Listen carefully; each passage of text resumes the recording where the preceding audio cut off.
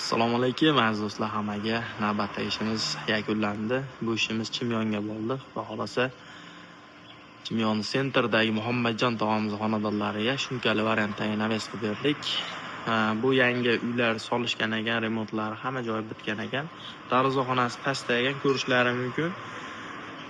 Yomg'ir oqib, zax holat bo'lib ketibdi mana.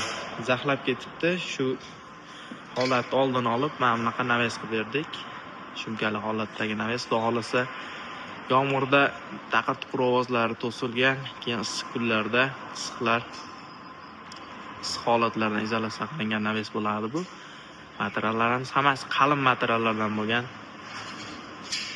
Usullarimiz 2lik senadagi profil, xoralarimiz 1.7 4x4 profildan, firmalarimiz 3x3 1.5 senali profil, har 50 cm ga tashlangan shadalarimiz 2x3 1.5 senali profildan tashkil topgan. Tunikani qotirishdan oldin kraskalangan faner tashlaganmiz, undan keyin falga izol, keyin 0.4 qalinlikdagi tunikani yopib berganmiz.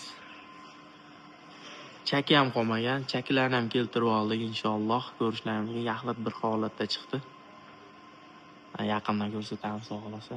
Akkuratniy, skromniy variantdagi naves bo'ladi bu. Hamyon akalar. Kimga shunaqangi naveslar kerak bo'lsa, ekranga nomerlarni qoldiramiz, aloqaga chiqaverasizlar. Endi bu joyda ham naves qilamiz, xudo xolasa tandir xonalariga.